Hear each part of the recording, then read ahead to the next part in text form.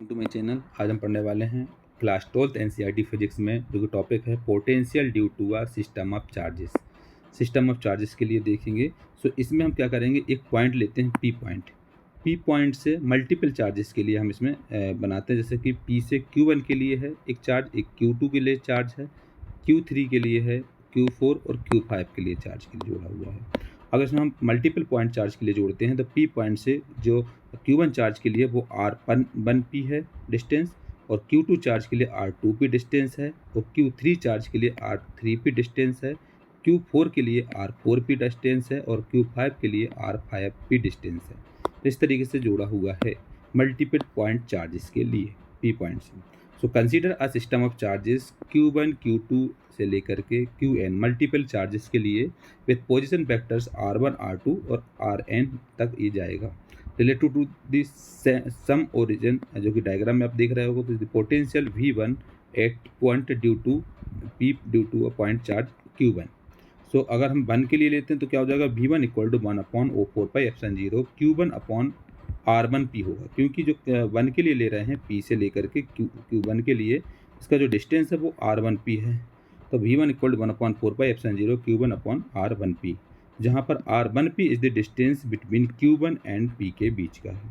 तो सिमिलरली इसमें potential due V2 निकालेंगे 8P due to Q2 and V3 due to Q3 point के लिए।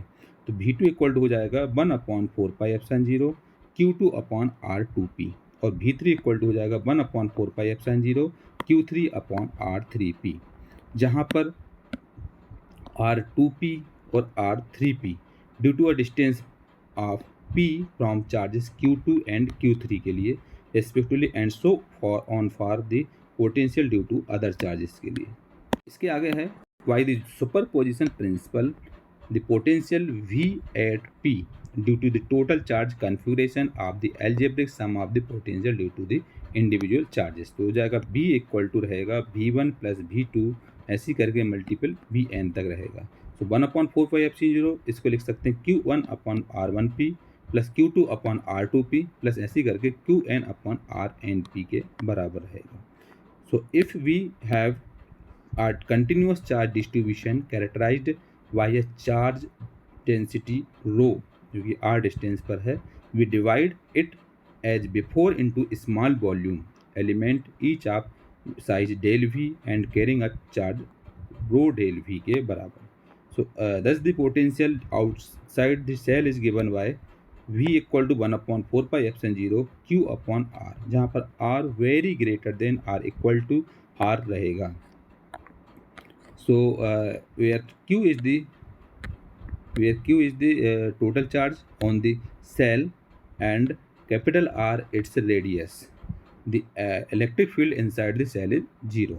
So the implies that potential is constant inside the cell as no work is done in moving a charge inside the cell, so, and therefore equals its value at the surface, which is V equal to रहेगा 1/4πε0 Q upon R के बराबर।